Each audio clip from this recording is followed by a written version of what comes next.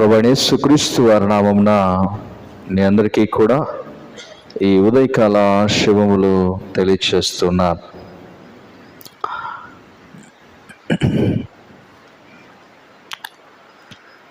నేటి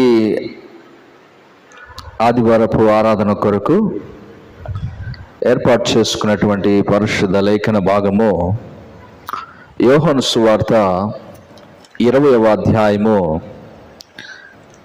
24వ వచనం నుండి 31వ వచనం వరకు ఉన్నటువంటి వాక్య భాగాన్ని మనము చదువుకొని ఉన్నాం. యేసు ప్రభువారు తాను మరణించి తిరిగి పునరుద్ధానుడైన తర్వాత శిష్యులకు అనేక పర్యాయాలు తాను ప్రత్యక్షమై వారికి కొన్ని సూచనలను దేవుడు వారికి అందించాడు. ఈరోజు దేవుడు ఆ ప్రత్యక్షతలు ఎందుకు కలుగు చేశాడు, ఎందుకు పునరుద్ధానుడైన తర్వాత ప్రభువు పదే పదే వారిని కలుసుకున్నాడు, ఎందుకు వారితో సంభాషించాడు, ఎందుకు వారికి మరలా లేఖనాలను బోధించాడు అనేది ఈరోజు మనము ధ్యానం చేసుకుందాం. ఎందుకు అసలు ఈ ప్రత్యక్షతలు ఎందుకు కలిగాయి? యేసు ప్రభువారు మరణించి తిరిగి లేచిన తర్వాత ఒక పర్యాయము తాను లేచాడని అందరికీ కనపరుచుకుంటే సరిపోతుంది కదా. ఒకసారి లేచిన తర్వాత పునరుద్ధారణైన తర్వాత ఒక పర్యాయము వారి మధ్య వెళ్ళి నిలబడి ఆయన సజీవుడై ఉన్నాడని వారికి చెప్తే సరిపోతుంది కదా. కానీ ఎందుకు పదే పదే మరలా వారిని కలుసుకోవడం, మరలా వారిని హెచ్చరించడం, వారితో మాట్లాడుతూ ఉండడం కారణం ఏంటి? అసలు అన్ని పర్యాయాలు ప్రభు ప్రత్యక్షతలు కలుగు చేయాల్సినటువంటి లేదా ప్రభు తాను ప్రత్యక్షపరచుకోవాల్సినటువంటి అవసరత ఏంటి? ఆలోచన చేశారు ఎప్పుడైనా? ఎందుకు? ఇప్పుడు యేసుప్రభు వారు 3.5 సంవత్సరాల కాలం పరిచర్య కాలంలో శిష్యులతో కూడా ఆయన ప్రయాణం చేశాడు, అనేక మంది స్వస్థపరిచాడు, అనేక మంది అద్భుతాలు, ప్రభు యొక్క అద్భుతాలు కనులారా చూసినటువంటి ప్రజలు. అయినను ప్రభువు పునరుద్ధారుడయ్యాడనేటువంటి సత్యాన్ని ఎరగనటువంటి వారు, నమ్మనటువంటి వారు, వెంబడించిన వారు సైతము నమ్మలేకపోయినటువంటి వారు శిష్యులు అనేక మంది ఉన్నారు. ఇప్పుడు గతంలో కూడా ఒక స్పీకర్ మన మధ్య మాట్లాడుతూ అన్నాడు,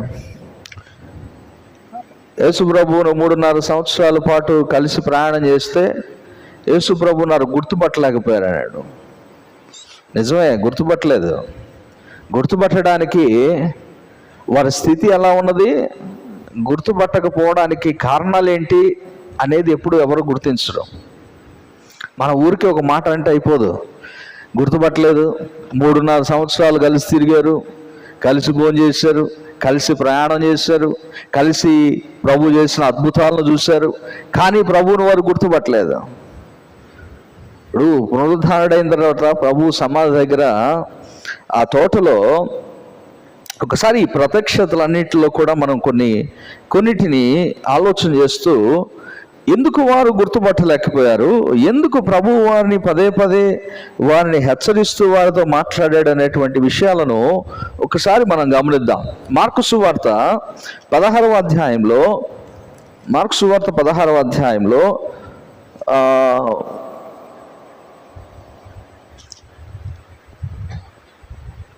11వ వచనము 10, ఆయనతో ఉండిన వారు దుఃఖపడి ఏడ్చుండగా ఆమె వెళ్ళి ఆ సంగతి వారికి తెలియజేస్తుంది, కానీ ఆయన బ్రతికి ఉన్నాడనియు ఆమెకు కనబడిననియు వారు విని నమ్మకపోయారు. ఎవరు? మగ్దలేనే మరియతో మాట్లాడినప్పుడు, మగ్దలేనే మరియకు కనబడినప్పుడు ఆమె కనబడిన విషయాన్ని తీసుకుని వెళ్ళి శిష్యులకు చెప్తే శిష్యులు నమ్మలేదు. నేను చూశాను ఆయన్ని, నాతో మాట్లాడాడు ఆయన అంటే నమ్మలేదు. పోనీ ఆమె ఎప్పుడు చూసింది అంటే యోహాను సువార్త 20వ అధ్యాయంలోనికి వెళ్తే 11వ వచనం నుండి మనం గమనిస్తే అక్కడ ఆమె తోటమాలి అనుకొని 14వ వచనంలో ఆమె ఈ మాట చెప్పి వెనుక తట్టు తిరిగి యేసు నిలిచి ఉండుట చూచెను గాని ఆయన యేసు అని గుర్తుపట్టలేదు. ఏంటి కారణం? ఎందుకు గుర్తుపట్టలేదు?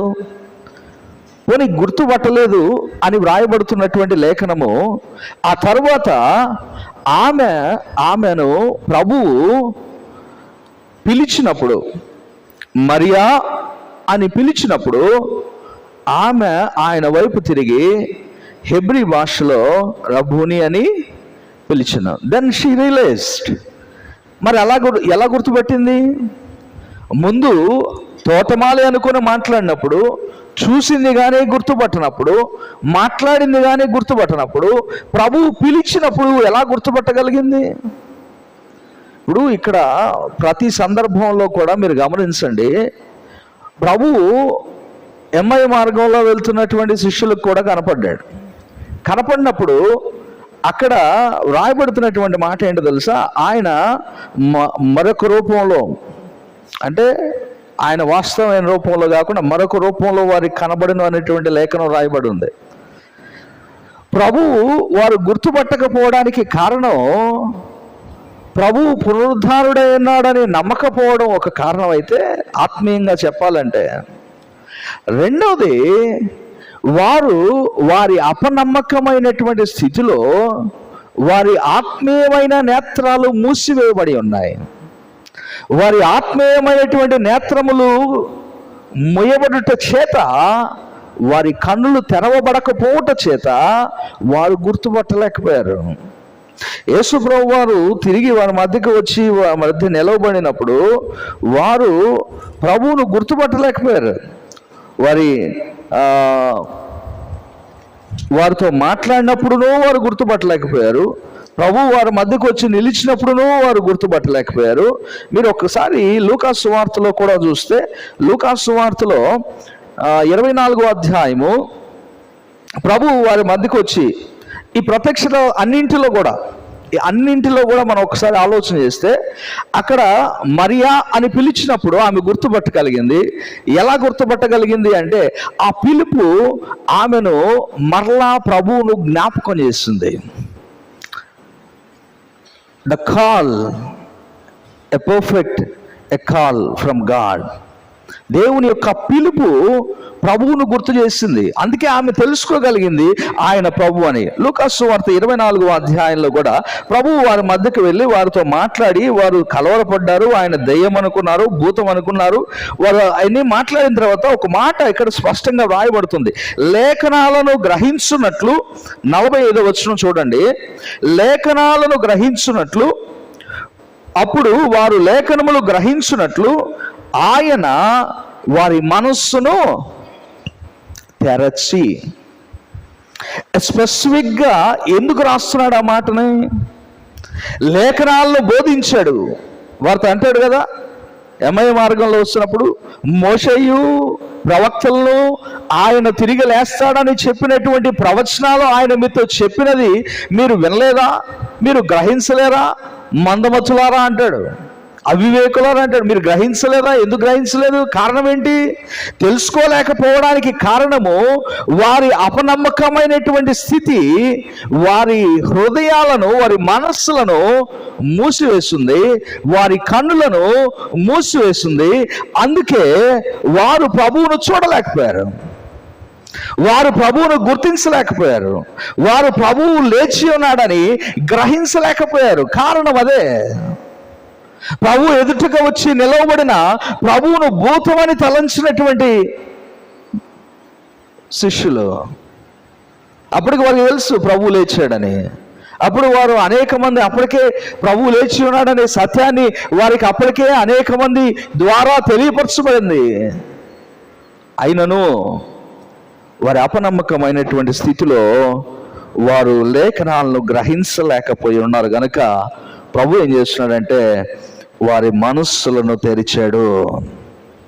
వారి మనస్సులను తెరిచినప్పుడు వారు ఆ లేఖనాలను అర్థం చేసుకోగలిగారు. ప్రేమైనటువంటి సంగమా, క్రీస్తు ప్రత్యక్షతలు కలిగించడానికి కారణము వారి అపనమ్మకములో నుండి నమ్మకమైనటువంటి సాక్షులుగా వారిని మలచడానికి ప్రభువు అనేక పర్యాయాలు వారితో మాట్లాడాడు. ఇప్పుడు యోహాను సువార్త 21వ అధ్యాయంలో కూడా చేపలు పట్టడానికి వెళ్ళారు. 7 శిష్యులు వెళ్ళారు. 7 శిష్యులు వెళ్ళినటువంటి సందర్భంలో అక్కడ వారు ఒడ్డున ఉండి ప్రభు అడుగుతున్నాడు వాళ్ళని, అయ్యా మీ దగ్గర ఏమన్నా ఉన్నాయా తినడానికి అని అడిగినప్పుడు వారు ఏమి లేవని చెప్పారు, మాకేం పడలేదని చెప్తారు. అప్పుడు ప్రభు అంటాడు, అయితే ఈ కుడి వైపున మీరు వల వేయండి అని చెప్పినప్పుడు, పోనీ ఈ సంభాషణ అంతా జరుగుతుంది. వారు సముద్రం మధ్యలో ఉన్నారు, వల వేస్తున్నారు శిష్యులు, ఈయన ఒడ్డున ఉన్నాడు, మాట్లాడుతున్నాడు, వారికి సంభాషణ జరుగుతుంది. ఇక్కడెక్కడా గుర్తుపట్టలేదు. ఎప్పుడు గుర్తుపెట్టారా? చూడండి, మీరు ఎప్పుడు గుర్తుపెట్టారు?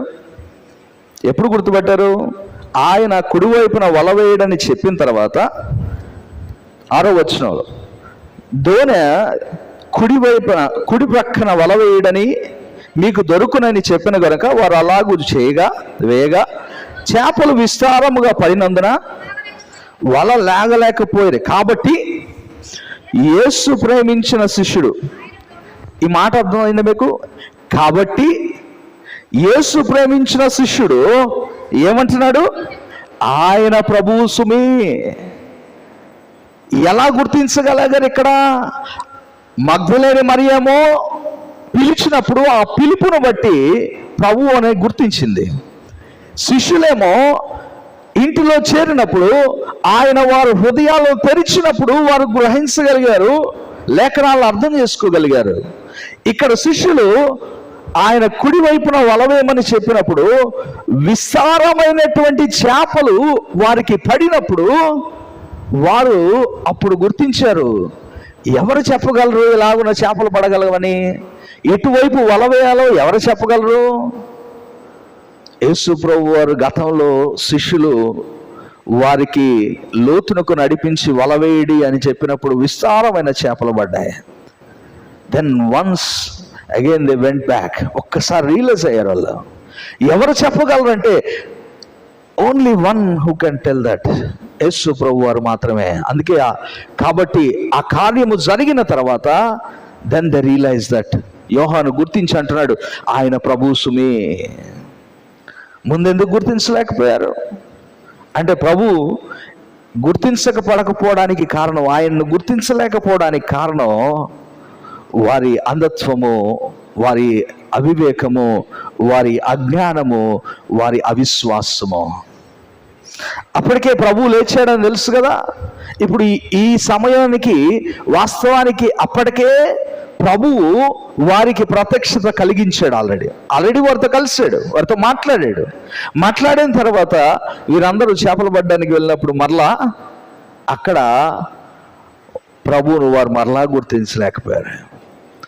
ఇప్పుడు మన జీవితంలో, ఆత్మీయ జీవితంలో ప్రభువు మన రక్షకుడని మనకు తెలుసు, ప్రభువు మన కోసము మరణించాడని తెలుసు, ప్రభువు పునరుద్ధానుడై ఉన్నాడని తెలుసు, ప్రభువు అనేకమైనటువంటి కార్యాలు గత కాలములో మన జీవితంలో చేశాడని తెలుసు. అయినను ఒక శ్రమ, కష్టము, దుఃఖము రాగానే వెంటనే మనం ఏమైపోతాం తెలుసా? దేవుడు లేడండి, దేవుడు లేడు, వదిలేసాడు మమ్మల్ని, దేవుడు చూస్తూ ఉండిపోయాడు. లేదు, దేవుడు మానవుని ఎడల ఒక ప్రణాళికబద్ధమైనటువంటి జీవితాన్ని దేవుడు ఇచ్చాడు. ప్రతి ఒక్కరూ వారి యొక్క జీవిత పరమార్థమును ఎరిగి జీవించడానికి దేవుడు ప్రతి ఒక్కరితోనూ మాట్లాడతాడు. గ్రహించగలిగిన స్థితి నీకు ఏర్పడినప్పుడు లేఖనాలు అర్థమవుతాయి. ఆత్మీయమైన స్థితిలో నీవేమై ఉన్నావో అర్థం చేసుకోగలుగుతావు. నువ్వు అర్థం చేసుకోలేకపోతున్నావు అంటే, అజ్ఞాన దశలోనే ఉండిపోయావు అంటే, ఇంకా మన హృదయము తెరవబడుట అవసరము, మన కన్నులు తెరవబడుట అవసరము. మన హృదయములో దేవుని వాక్యము ఆ భావన లేక అర్థం చేసుకునేగలిగినటువంటి ఆ స్థితిని మనం పొందుకోవడము అవసరం. ఇది గుర్తుపెట్టుకోండి.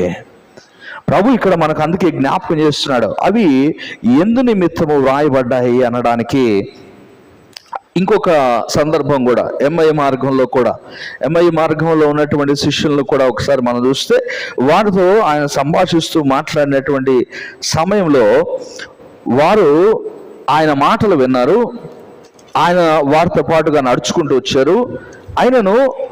వారు ఆయనను గుర్తుపట్టకపోరా. ఎప్పుడు గుర్తుపట్టారు?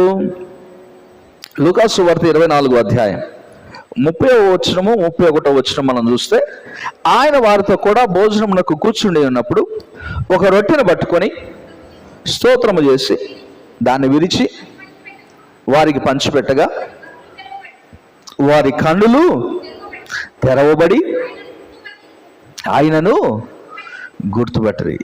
వారి కన్నులు తెరవబడిన తరువాత వారు గుర్తుపట్టగలిగారు.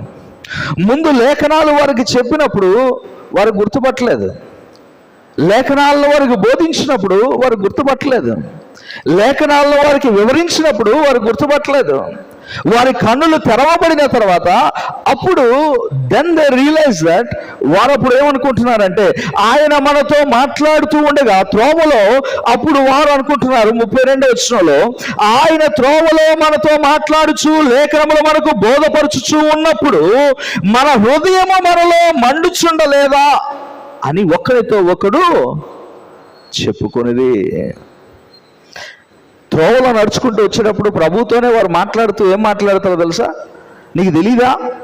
ఏందయ్యా, ప్రభు ఏమీ తెలియని వాడిగా వారి మధ్యకు వస్తాడు. వారి మధ్యకు వచ్చి వారు ఆలోచించుకొనుచుండగా 15వ వచనంలో, యేసు తానే దగ్గరకు వచ్చి వారితో కూడా నడిచెను.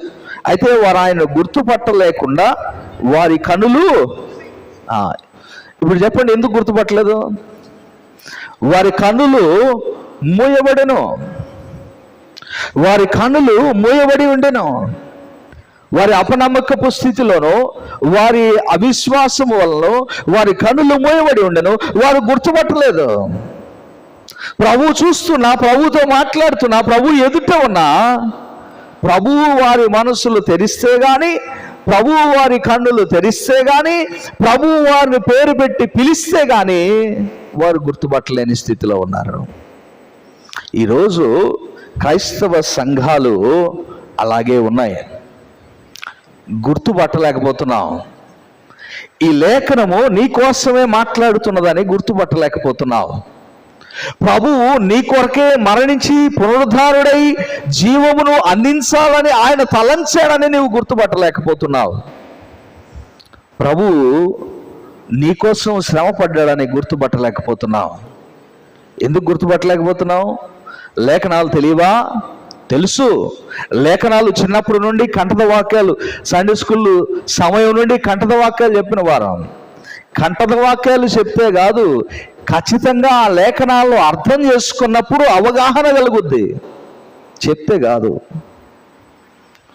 ఎందుకు తెలుసుకోలేకపోతున్నావు? ఎందుకు అర్థం చేసుకోలేకపోతున్నా? ఇప్పుడు వస్తానని చెప్పిన యేసు రాకమారున, నిజమే కదా? ప్రభు వస్తాడనే సత్యం అందరికీ తెలుసుగా, క్రైస్తవ సమాజం అంతటికి తెలుసు. నేడో రేపో ప్రభు వస్తాడనే సత్యం అందరికీ తెలుసు. అయినా వస్తాడనే భయం ఎంతమందికి ఉంది చెప్పండి? ప్రభు ఈరోజు వస్తాడనే భయం ఎంతమందికి ఉంది? కొన్ని భయం ఉంటే నువ్వు నమ్మిన వాడవైతే, ఆ భయాన్ని నువ్వు కలిగిన వాడవైతే నీ ఆత్మీయ జీవితం ఎలా ఉంటుంది? లేఖనాలు తెలుసు, లేఖనాలు చదివాం, లేఖనాలు ధ్యానించుకున్నాం, చిన్నప్పుడు నుండి లేఖనాలు ఎరిగిన వారం. అయినా ఇంకా మనము మారకపోవడానికి కారణం, మార్పు చెందకపోవడానికి కారణము క్రైస్తవ సమాజం అవిశ్వాసము.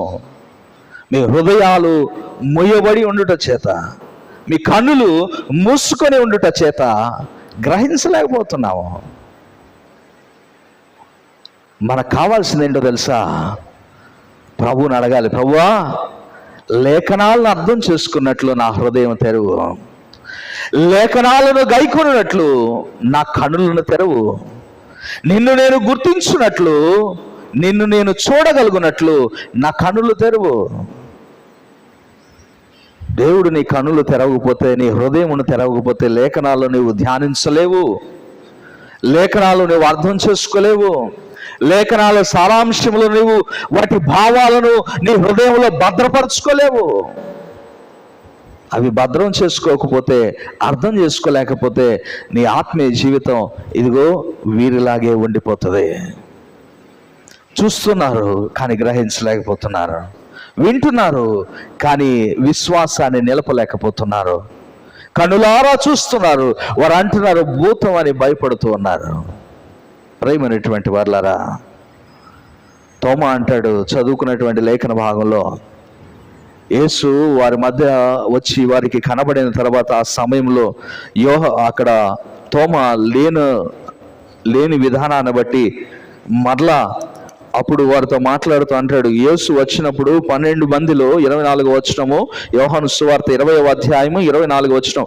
యేసు వచ్చినప్పుడు 12 మందిలో ఒకడైన దిదుమ అనబడిన తోమా వారితో లేకపోయిన గనుక తక్కని శిష్యులు మేము ప్రభువుని చూచితమని అతనితో చెప్పగా అతను అంటున్నాడు, నేను ఆయన చేతులలో మేకుల గుర్తును చూసి నా వేలు ఆ మేకుల గుర్తులో పెట్టి నా చెయ్యి ఆయన ప్రక్కలో ఉంచితేనే గాని నేను నమ్మను. నువ్వు చేయాల్సింది ఆయన గాయముల్లో చేయి పెట్టి ఆ గాయాలను తాకి స్పర్శించి నీవు గుర్తుపట్టడం కాదు. ఆయన గుర్తుపట్టడానికి ముందు నీ హృదయం తెరవబడాలి, నీ కన్నులు తెరవబడాలి.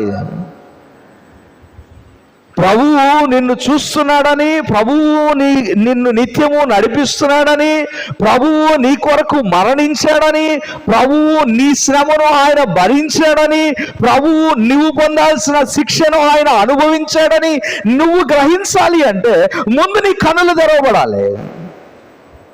నీ కన్నులు తెరవబడకుండా ప్రభువు లేచాడంటే నేను నమ్మాలంటే నేను చూడాలండి. ఇప్పుడు వారు ఆల్రెడీ చూశారు కదా, మగ్దలేనే మరియ చూసింది, మాట్లాడింది, ఇంటికి వచ్చి చెప్పింది, వాళ్ళు నమ్మలేదు. శిష్యుల దగ్గరికి వెళ్ళాడు, శిష్యులందరూ ఇంట్లో ఉండగా ఆయన వారి మధ్య పోయి నిలిచాడు. చూశారు, చూసేమన్నారు, ఆయన భూతమని వారు తలంచుకున్నారు, నమ్మలేదు. ఆ సమయంలో కూడా వారితో మాట్లాడాడు.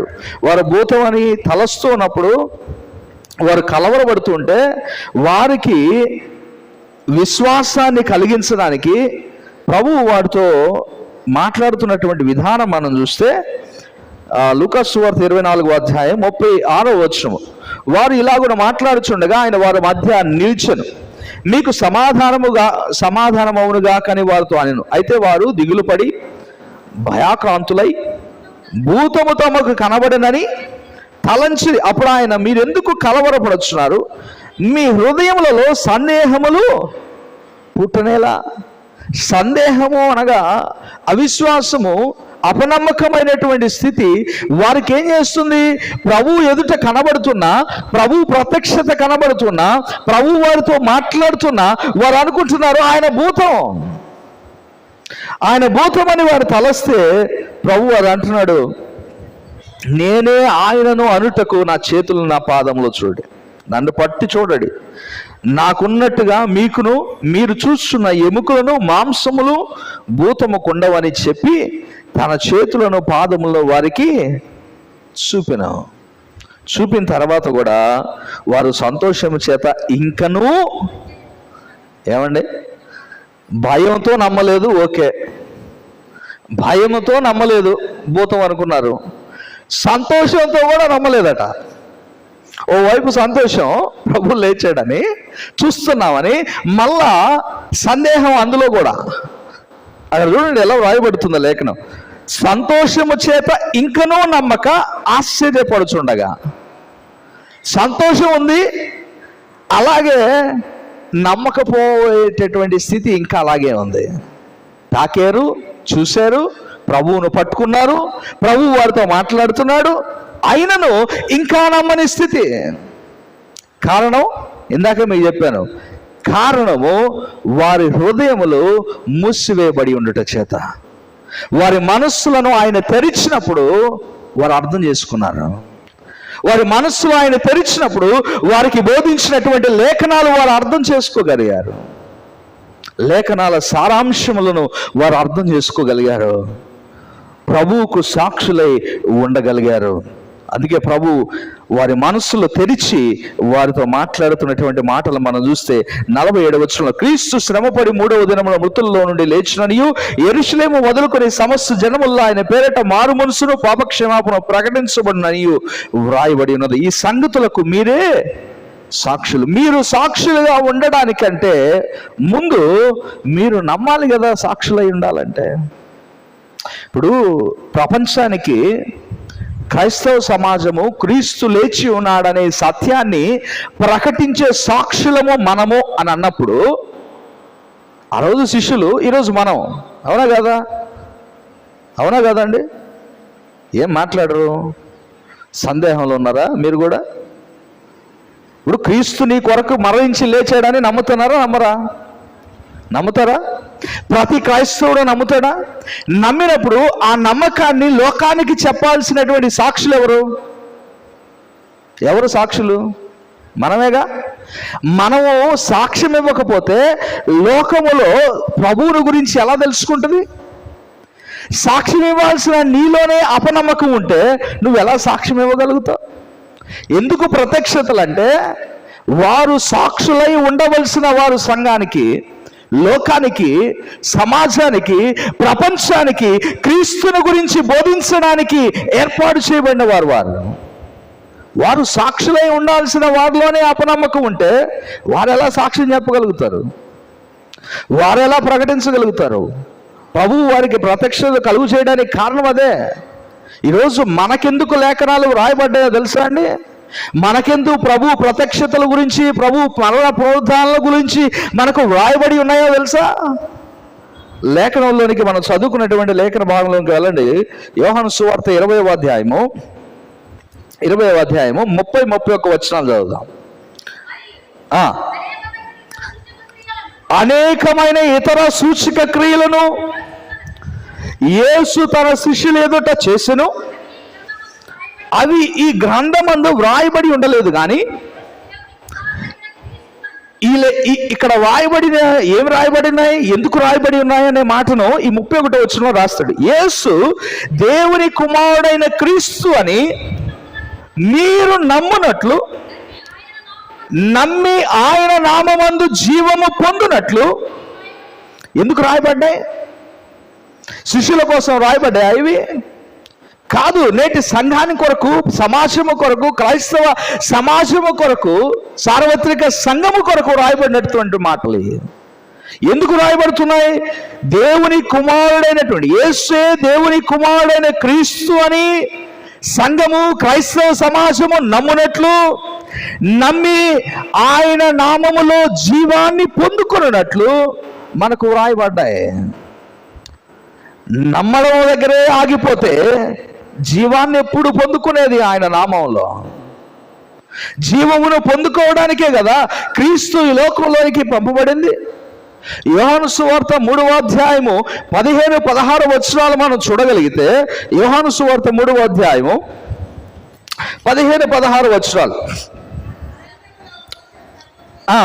అరణ్యములో మోసే సర్పము ఎలాగూ ఎత్తను, అలాగే విశ్వసించు ప్రతివాడు నశింపక ఆయన ద్వారా నిత్య జీవం పొందినట్లు మనిషి కుమారుడు ఎత్తబడవలను. అందుకొరకే మనిషి కుమారుడు ఎత్తబడెను.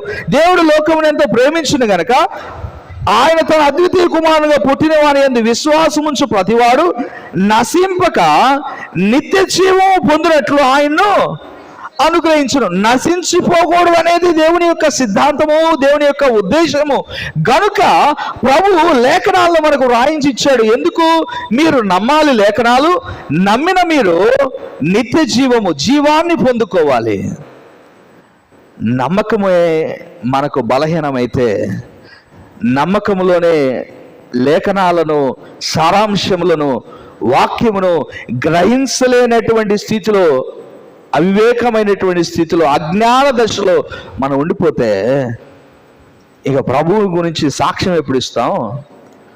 ప్రభు ఇస్తా అని చెప్పిన జీవాన్ని ఎప్పుడు పొందుకోగలుగుతాం? నిత్య జీవంలో ఎలా వారసులై ఉండగలుగుతాం? ఇక్కడ నమ్మకపోతే. లేఖనాలను నమ్మితే నమ్మకము నిత్య జీవంలోనికి నిన్ను నడిపించాలి. నమ్మినప్పుడు లేఖనము నీ జీవితంలో నెరవేర్చబడాలి. అది నమ్మడం అంటే.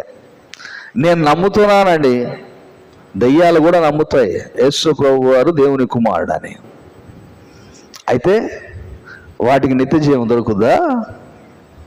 దొరకదుగా. నమ్మితే లేఖనము నీ జీవితంలో నెరవేరాలి కదా. నమ్మితే లేఖనము నీ జీవితంలో నెరవేర్చబడినప్పుడు కదా నువ్వు చెప్పాలి, నేను నమ్ముతున్నాను దేవుని మాటను, నేను నెరవేరుస్తున్నాను దేవుని మాటలను, నా జీవితంలో ఆ లేఖనాలను పాటిస్తున్నాను, వాటిని నెరవేరుస్తున్నాను, దేవుడు కోరుకున్నట్లు నేను జీవిస్తున్నాను. శిష్యులు అలా జీవించడానికి దేవుడు వారితో మాట్లాడాడు. సాక్షులై ఉండడం అంటే లేఖనము మన జీవితంలో నెరవేర్చినప్పుడు మనం సాక్షులం అవుతామండి. గుర్తుపెట్టుకోండి. ప్రభు చెప్పినటువంటి బోధ, ఇప్పుడు క్రీస్తును పోలి మనం నడుచుకున్నప్పుడు సమాజంలో క్రీస్తుకు సాక్షులమై ఉండగలుగుతాం. అంతే కదా. క్రీస్తు బోధను మన జీవితంలో పాటించకపోతే, క్రీస్తు బోధలను మన జీవితంలో అవలంబించలేకపోతే ఎలా క్రీస్తును మనం ప్రతిబింబింప చేయగలుగుతాం? ఎలా క్రీస్తును లోకానికి పరిచయం చేయగలుగుతాం? ఎలా క్రీస్తును లోకంలో సాక్షులమై ఉండగలుగుతాం? సో మనం జీవించాలి. ఇక్కడ జీవించాలంటే నువ్వు మొదట నమ్మాలి.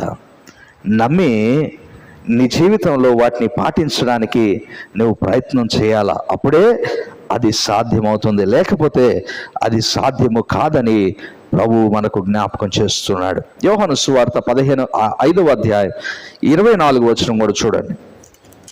5వ అధ్యాయం 24వ వచనం. నా మాట విని నన్ను పంపిన వాని యందు విశ్వాసముంచువాడు నిత్య జీవము గలవాడు, వాడు తీర్పులోనికి రాక మరణములో నుండి జీవములోనికి దాటి ఉన్నాడని మీతో నిశ్చయముగా చెప్పుచున్నాను. ఇక్కడ యేసు ప్రభు వారు మాట్లాడుతున్నటువంటి మాటలు ఇవి. ఎవరి గురించి అంటున్నాడు? మీరు నా మాట విని నన్ను ఎవని యందు విశ్వాసం ఉంచాలా? ఎవని యందు విశ్వాసం ఉంచాలి. ఇక్కడ ఇప్పుడు మనము తెలుసో తెలియకో మరి నాకు తెలియదు, కానీ కొన్ని సందర్భాల్లో వాస్తవాన్ని మర్చిపోయి వాస్తవాన్ని మరుగు చేసి మనం మరొక దారిలోకి వెళ్ళిపోతాం. ఇప్పుడు ఉదాహరణకి చిన్న బిడ్డలకి చిన్నతనం నుండి మనం స్టోరీస్ చెప్తాం కదా. స్టోరీస్లో ఫర్ ఎగ్జాంపుల్ దావీదు స్టోరీ, దావీదు గొల్యాతు యుద్ధం. దీని గురించి మనం చెప్పేటప్పుడు ఏం చెప్తాం? దావీదు గొల్యాతు యుద్ధాన్ని గురించి, దావీదు 3 రాళ్ళు తీసుకున్నాడు, ఏటి దగ్గర తీసుకొని వడిసల్లో విసిరి కొడితే గొల్యాతు పడిపోయాడు. తర్వాత ఖడ్గంతో తల నరికేశాడు. అదేగా చెప్తాం. అంతే చెప్తారా? ఇప్పుడు హీరో ఎవరు? హీరో ఎవరు చెప్పండి? ఎవరు హీరో? విలన్ ఎవరు? గొల్యాతు విలను, హీరో దావీదు. అవునా? అసలు వాస్తవానికి హీరో ఎవరు ఆ స్టోరీలో? యెహోవా జీవము తోడు నేను నీ మీదకి ఎత్తానికి వస్తున్నాను. వాస్తవము అక్కడ ప్రభువు తండ్రి అయినటువంటి దేవుడు యెహోవా దేవుడు అక్కడ హీరో. కానీ పిల్లలకు మనం ఎవరిని హీరో అని చెప్తాం? దావీదుని హీరో చేస్తాం. లేఖనాలను అర్థం చేసుకోకపోవడం అంటే ఇదే. లేఖనాల భావాలను తెలుసుకోకపోవడం అంటే ఇదే. అజ్ఞాన దశ అంటే ఇదే. దాని వెనక ఉన్నటువంటి ఉద్దేశాన్ని చూడకుండా ముందు జరుగుతున్న సీన్ మాత్రమే చూస్తాం. ఇక్కడ ప్రార్థన చేస్తాంగా మనం. ఎవరికి ప్రార్థన చేస్తాం చెప్పండి? ఎవరికి ప్రార్థన చేస్తాం? తండ్రికి ప్రార్థన చేస్తాం. యేసు నామములో మనవి చేస్తాం. ఇప్పుడు నేను తండ్రి గొప్ప, యేసు ప్రభు తక్కువ అనేది కాదు నేను మాట్లాడేది ఇక్కడ. అసలు ఏం చెప్తుందో లేఖనం అనేది చెప్తున్నా. ఏమంటాడు యేసు ప్రభు వారు సైతం అంటున్నాడు, నన్ను పంపిన వాని యందు విశ్వాసం ఉంచి మీరు ప్రార్థించాలా, ఆయన యందు మీరు విశ్వాసాన్ని నిలపాలా. నా ద్వారా మీరు ప్రార్థించాలా, కానీ చేసేది తండ్రికి. తండ్రికి ఉన్నటువంటి స్థానము మనం మర్చిపోవద్దు.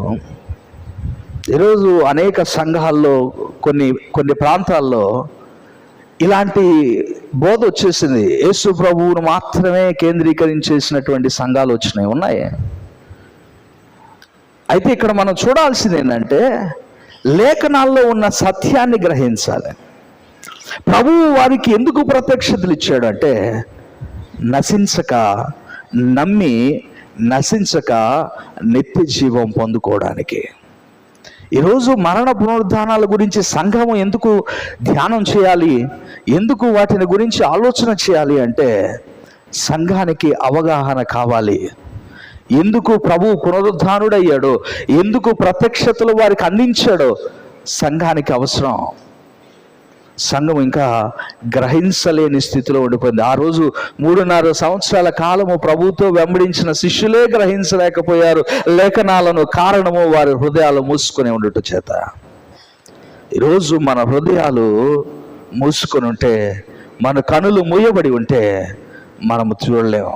దమస్కు మార్గంలో పౌలు వెళ్తున్నప్పుడు పౌలు కనులు భౌతికంగా అప్పటి వరకు తెరిచి ఉన్న కనులు ప్రభువును చూసినప్పుడు కనులు మూయబడ్డాయి. అవునా? ఆ సమయంలో చూడలేకపోయాడు, గుడ్డితనం వచ్చింది. మరలా ప్రభువే తన దాసుల్ని పంపించి తన కనులు ముట్టినప్పుడు అతడు బలం పొందుకొని తిరిగి చూడగలిగాడు.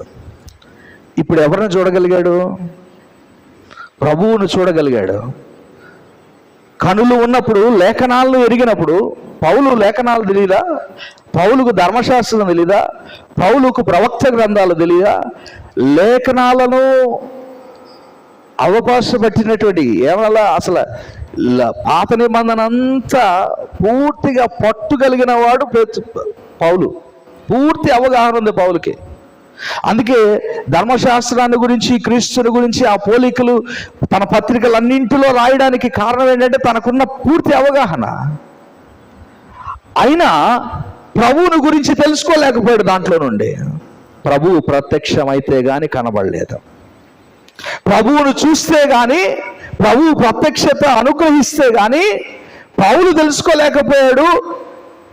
పాత నిబంధనలో, ప్రవక్తల గ్రంథాల్లో, కీర్తనల్లో వ్రాయబడినటువంటి క్రీస్తును చూడలేకపోయాడు. యేసు ప్రభువు ఎదుట ఉన్నా చూడలేకపోయారు. యేసు ప్రభువు మాట్లాడుతున్నా చూడలేకపోయాడు కదా శిష్యులు. పౌలు ఇక్కడ ఈ ప్రత్యక్షతలన్నింటిలో కూడా కారణం వారి కనులు మూయబడి ఉన్నాయి. ఈరోజు ప్రభువును అడగాల్సింది ఏంటంటే, మూయబడిన మన కన్నులు తెరవమని అడగాలి. కొవ్వు పట్టినటువంటి మన హృదయాలను తెరవమని అడగాలి. అపోస్తుల కార్యముల్లో ప్రభు యెషయా ప్రవక్త ద్వారా రాయబడినటువంటి మాటలను ఇక్కడ లూకా మరలా వ్రాస్తాడు.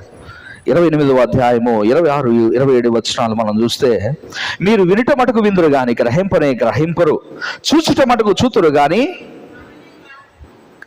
కాననే కానదని ఈ ప్రజల యొద్దకు వెళ్ళి చెప్పు. ఈ ప్రజలు కన్నులారా చూచి, చెవులారా విని, మనసారా గ్రహించి నా వైపు తిరిగి నా వలన స్వస్థత పొందకుండునట్లు వారి హృదయము కొవ్వి ఉన్నది, వారి చెవులతో మందముగా విని కనులు మూసుకొని ఉన్నారు. వారి కనులు మూసుకొని ఉన్నారు. వారి చెవులు మందగించున్నాయి, వారి కనులు మూసుకొని ఉన్నారు. వారి హృదయములు కొవ్వి ఉన్నాయి. లేఖనాలను గ్రహించడానికి, అర్థం చేసుకోవడానికి, పాటించడానికి వారి హృదయాలు ఒప్పుకోవట్లేదు. ఇప్పుడు దేవుని లేఖనంలో నుండి మీరు పలానా పని చేస్తున్నారు, నువ్వు తప్పు చేస్తున్నావు, నువ్వు అవిధేయుడు ఉన్నావని ఎవరైనా ఖచ్చితంగా దేవుడి వాక్యం నీకు చెప్తే నువ్వు వింటావా? నీ శత్రువు నువ్వు ప్రేమించాలని లేఖనం చెప్తుంది. నీకు శత్రువు అనేవాడే ఉండకూడదు నువ్వు ప్రేమిస్తే కదా. మరి మనం పాటిస్తున్నాం అది. ఆడదాకా వచ్చినప్పటికి ఎందుకు ఆగిపోతాం? నీ హృదయం ఏం చేస్తుంది? ఒప్పుకోదు. ఇది ఇగో వస్తుంది మధ్యలో, వాడిని నేనేంది క్షమించేది? లేఖనాల్లో నీకేం చెప్తున్నాయో నువ్వు పాటించట్లేదు, కానీ మరలా నేను క్రీస్తుని గురించి ఎరిగాను, క్రీస్తు పునరుద్ధానమును గ్రహించాను, క్రీస్తు నా కొరకు లేచాడని నేను తెలుసుకున్నానంటే ఎట్లా నమ్మాలి? నువ్వు నమ్మినప్పుడు నీ జీవితంలో లేఖనాలు నెరవేరాలి కదా, అంతేనా కదా? నమ్మినప్పుడు లేఖనాలు నీకు అర్థం కావాలి కదా. మరి నీకు అర్థం కావట్లేదు, నువ్వు పాటించట్లేదు, నువ్వు గ్రహించట్లేదు అంటే అర్థం ఏంటి? నీ హృదయం క్రొవ్వి ఉన్నది, నువ్వు అర్థం చేసుకోవట్లేదు. నీ కళ్ళు మూసుకొని నువ్వు చూడట్లేదు, చూడకూడదు అనుకుంటున్నావు నువ్వు. ప్రభువు వారి కన్నులు మూసాడు అనేది వేరు, వీరు వారి కన్నులు మూసుకున్నారు బలవంతంగా. వారి హృదయాలు కొవ్వి ఉన్నాయి వినకుండా, వారి మనస్సులు గ్రహించకుండానట్లు హృదయములో అన్నింటితో నింపేసుకున్నారు. ఎలా గ్రహిస్తావు? ఎలా వింటావు? ఎలా చూస్తావు? నువ్వు చూడలేనప్పుడు, గ్రహించలేనప్పుడు, వినలేనప్పుడు, పాటించలేనప్పుడు నేను క్రీస్తుని గురించి ఎరిగిన వాడనని ఎలా చెప్పగలుగుతావు? How you can be a witness to the lord in front of the world? ఎలా ఉండగలుగుతావు లోకం ఎదుట నువ్వు సాక్షిగా? నువ్వే గ్రహించలేకపోతే, నీకే పూర్తి అవగాహన లేకపోతే, నీకే పూర్తి అవగాహన లేఖనాల మీద పట్టు లేకపోతే, ప్రియమైన సంగమా, ఏదో వస్తున్నాం, వింటున్నాం, వెళ్ళిపోతున్నాం అనేటట్లు సంఘం ఉండడానికి లేదండి. గుర్తుపెట్టుకోండి. ఆదివారం వస్తాం, బుధవారం వస్తాం, గురువారం వస్తాం, వింటున్నాం, వెళ్తున్నాం కాదు. లేఖనాల సారాంశములను నీవు అర్థం చేసుకోగలిగిన అవగాహన నీకు రాకపోతే, లేఖనాల భావము, మనం ఎప్పటికీ కూడా అంధత్వంలోనే ఉండిపోతాం. ప్రభు వస్తాడు అనే సత్యాన్ని నమ్మినప్పుడు భయంతో ప్రభు కొరకు ఎదురు చూసేటటువంటి స్థితి రావాలి, కానీ అయ్యో ప్రభు అప్పుడే వస్తే ఎట్లా అని భయపడకూడదు. ప్రభు వస్తాడు అంటే ఎదుర్కోగలిగినటువంటి మనస్సు ఉండాలి మనకి, ఎదుర్కోవడానికి సిద్ధపడి ఉండాలి మనం. ఓకే రాని ప్రభు వస్తావా, రేపు వస్తావా, రా ప్రభు నేను రెడీ. చెప్పగలవా? చెప్పలేము.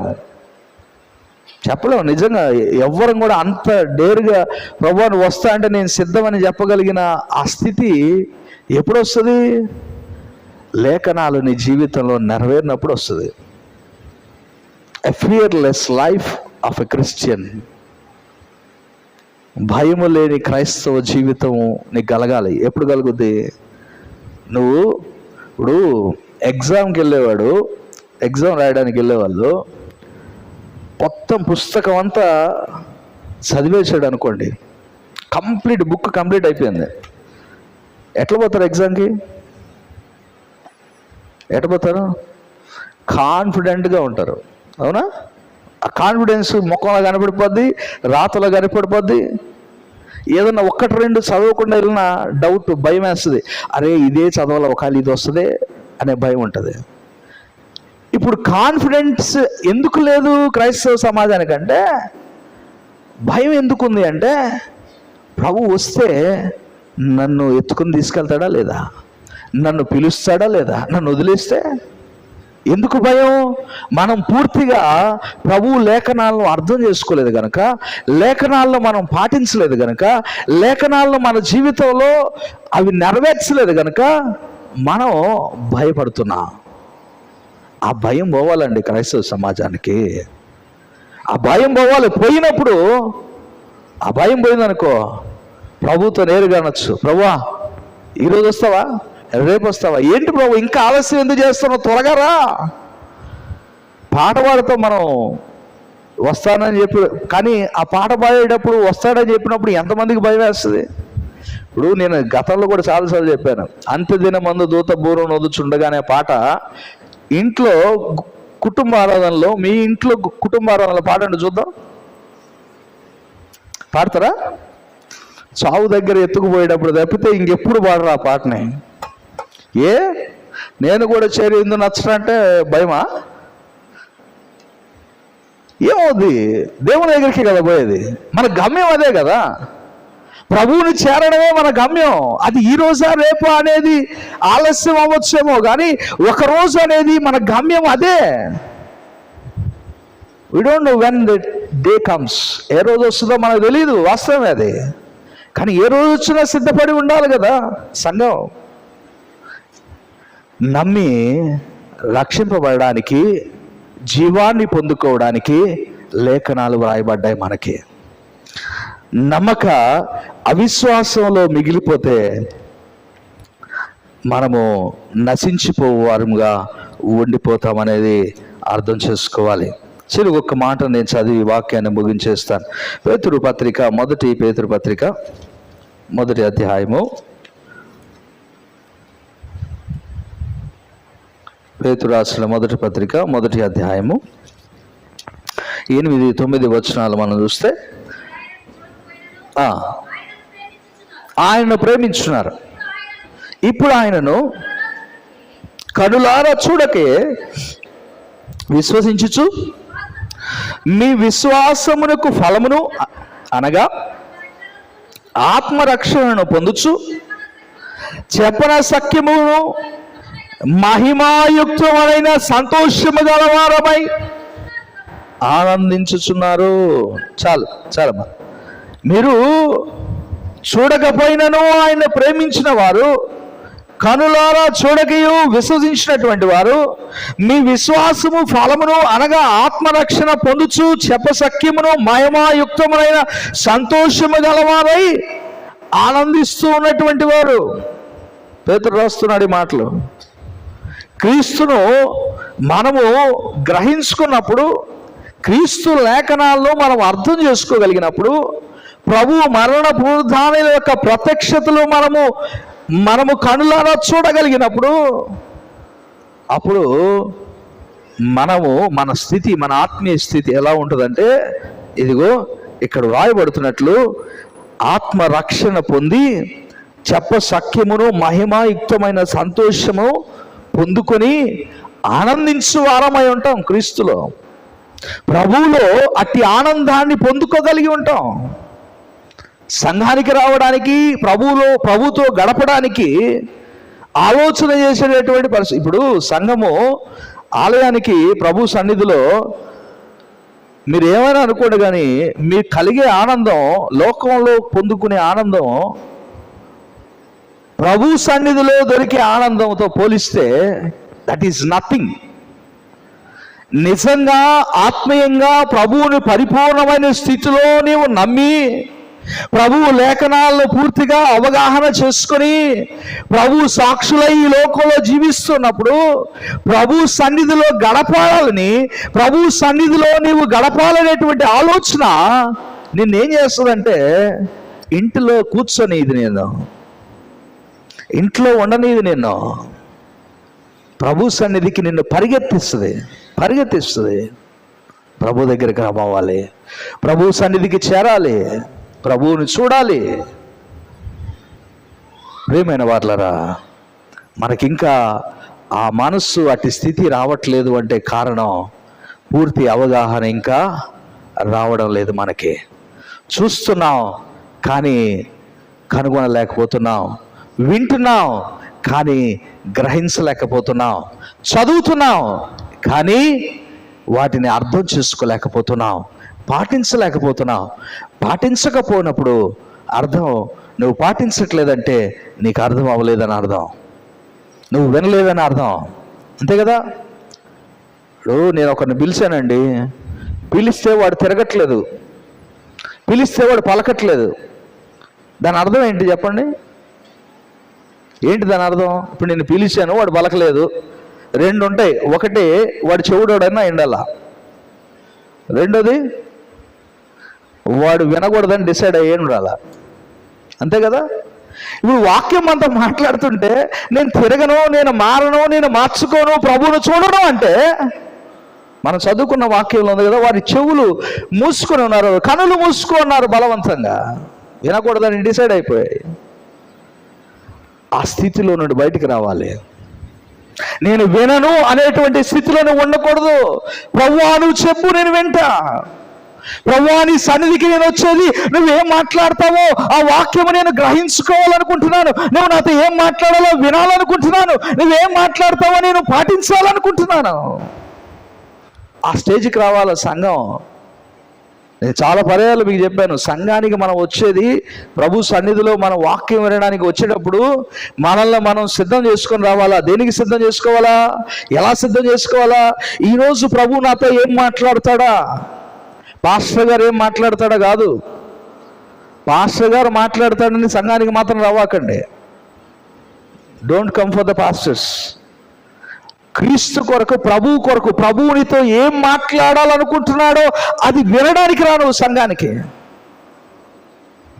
ప్రభువు మాట్లాడుతున్నాడు, వ్యక్తి మాట్లాడు. లేఖనాలు మాట్లాడతాయి, మనుషులు మాట్లాడరు. యేసు ప్రభు వారు కూడా శిష్యులకు ఆ రోజు ఆయన మాట్లాడింది ఒట్టి మాటలు మాట్లాడలేదు. లేఖనాలను తీసుకొని పరిశుద్ధ గ్రంథంలోండి, ప్రవక్తల మాటలు, మోషే రాసిన గ్రంథాలలోండి, ప్రవక్తల గ్రంథాల్లోండి, కీర్తనల్లోండి ప్రభువుని గురించి నెరవేర్చబడినటువంటి ప్రతి సారాంశమును తీసుకొని వారికి బోధిస్తూ, వారికి బయలుపరుస్తూ, వారు ఆ లేఖనాలను గ్రహించినట్లు వారికి బోధించాడు. ఈరోజు మనకు కూడా అలాగే బోధించబడడానికి, వ్రాయబడడానికి కారణం మనం తెలుసుకోవడానికి. కనుక ఈ సమయంలో సంఘంగా ప్రభు ప్రత్యక్షతలు ఆ రోజు సంఘానికి, ఆదిమ సంఘానికి కనపరుచుకోవడానికి ప్రభు కారణం వారు సాక్షులై ఉండడానికి. ఈరోజు లేఖనాలు నీకు వ్రాయబడడానికి కారణం నీవు నమ్మి నీవు లోకానికి సాక్షులై ఉండడానికి. నమ్మకుండా సాక్షులం కాలేం, నమ్మకుండా నిత్య జీవం పొందలేం, నమ్మకుండా ప్రభువును చూడలేం. కనుక సంఘము ప్రభు ప్రత్యక్షతలు చూడాలంటే ముందు నమ్మాలి, నమ్మి లేఖనాలను పాటించాలి. అప్పుడే అది సాధ్యం. అట్టి కృప పరిశుద్ధాత్మ దేవుడు మనకు అనుగ్రహించును గాక. ప్రార్థన చేసుకుందాం.